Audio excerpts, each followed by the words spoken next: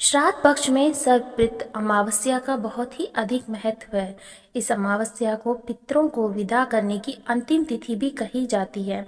इस सर्वपितृ अमावस्या तिथि का बहुत ज़्यादा महत्व माना जाता है। यदि आप इन श्राद्ध तिथियों में किसी का श्राद्ध करना भूल गए हो या आपको किसी अपने की श्राद्ध तिथि पता ना हो, तो आप आज के दिन यानी सर्वपितृ अमावस्या को उन पितरों का श्राद्ध कर सकते हैं। देवताओं के पितृगण अग्निश्वाक जो सोमपथ लोक में निवास करते हैं, उनकी मानस कन्या अशोदा नाम की एक नदी के रूप में अवस्थित हुई।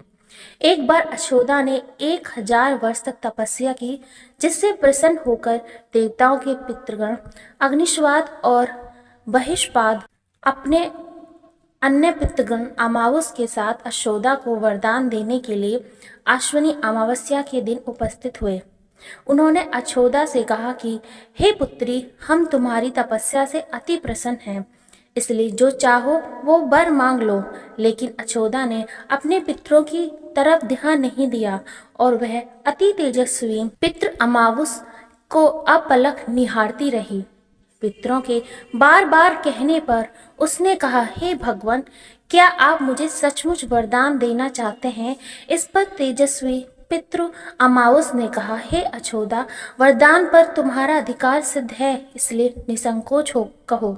अछोदा ने कहा, भगवान, यदि आप मुझे वरदान देना ही चाहते हैं तो मैं तत्क्षण आपके साथ रमण का आनंद लेना चाहती हूँ।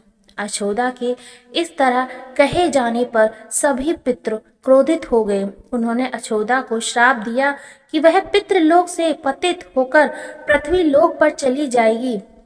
पितरों के इस तरह श्राप दिए जाने पर अछोदा पितरों के पैरों में गिरकर रोने लगी। इस पर पितरों को दया आ गई। उन्होंने कहा कि अछोदा, तुम पतित योनि में श्राप मिलने के कारण मत्स्य कन्या के रूप में जन्म लोगी।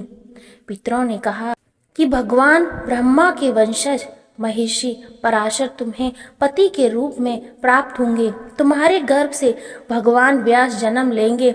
उसके उपरांत भी अन्य दिव्य वंशों में जन्म लेते हुए तुम पाप मुक्त होकर पुण्य पितृलोक में वापस आ जाओगी। पितरों के इस तरह कहे जाने पर अछोदा शांत हुई। अमावस के ब्रह्मचार्य और धैर्य की सभी पितरों ने सराहना की एवं वरदान दिया कि यह अमावस्या की तिथि अमावस के नाम से जानी जाएगी। जो प्राणी किसी भी दिन श्राद्ध न कर पाए, वह केवल अमावस्या के दिन श्राद्ध तर्पण करके सभी बीते 14 दिनों का पुण्य प्राप्त करते हुए अपने पितरों को तर्पित कर सकते हैं। तभी से प्रत्येक माह की अमावस्या तिथि को सर्वाधिक महत्व दिया जाता है और यह तिथि सर्वपितृ श्राद्ध के रूप में मनाई जाती है।